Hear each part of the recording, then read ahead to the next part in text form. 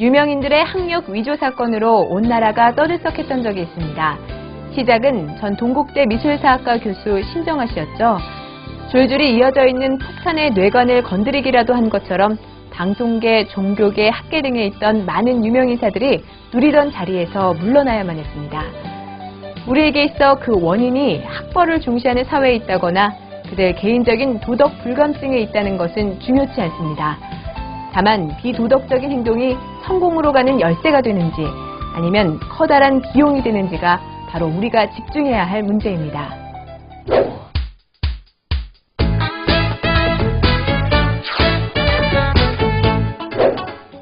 지금껏 살아오면서 단 한 번도 거짓말을 안 해본 사람이 있을까요? 아마도 대부분의 사람들이 거짓말을 해봤고 그로 인해 곤란함을 느껴봤을 것입니다. 거짓말은 또 다른 기억을 만들어내고 실제 있었던 일과 꾸며낸 일 모두를 기억해야 하므로 매우 골치 아픈 일이 아닐 수 없죠. 무엇보다 도덕적이지 못한 행동이 가지는 문제는 언제든 진실이 밝혀져 아픈 결과를 가져올 수 있다는 것입니다. 그리고 또 하나, 어두운 길을 선택한다고 반드시 부와 권력을 얻는 것이 아니라는 점도 명심해야 하죠. 1994년 동계올림픽 직전에 토니 하딩은 낸시 캐리건 피습 사건에 연루되었다는 증거가 나오면서 그동안 쌓아온 경력과 명성이 물거품처럼 사라져버렸습니다.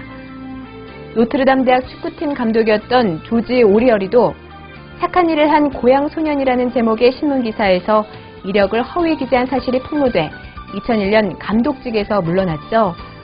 뿐만 아니라 미국 올림픽위원회 의장이었던 산드라 볼드윈도 학력 위조 사실을 시인하고 의장직을 사퇴했습니다. 1962년 콜로라도 대학교를 졸업하고 1967년 애리조나 주립대학에서 박사학위를 땄다는 주장이 거짓이었던 것입니다.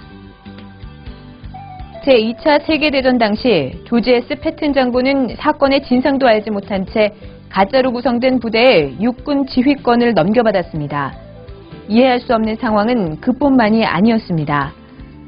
일본의 통신 내용을 엿들어 보니 히틀러가 자신의 가짜 부대를 진짜로 믿고 있었던 것입니다. 히틀러는 독일 주재 일본 대사에게 그에 관한 사항을 알렸고 일본 대사는 일본에 전신을 보냈습니다. 그리하여 독일군은 연합군이 도보 해협으로 상륙한다고 예상하고 있었고 그 사실을 미 육군이 알게 되었죠. 도보 해협은 영국 해협에서 가장 좁은 곳이었으니 꽤나 합리적인 예상이었습니다. 하지만 알다시피 연합군의 상륙은 훨씬 남쪽에 있는 노르망디를 통해 진행되었죠.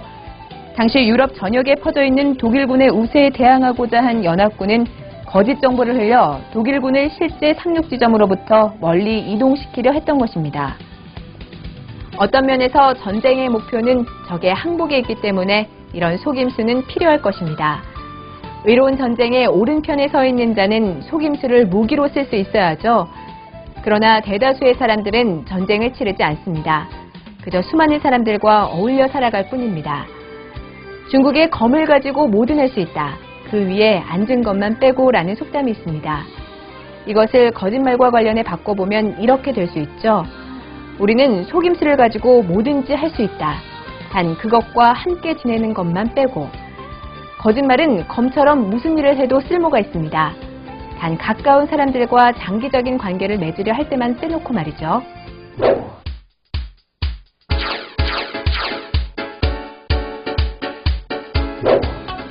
도덕을 벗어던지고 싶은 유혹은 누구에게나 강렬합니다.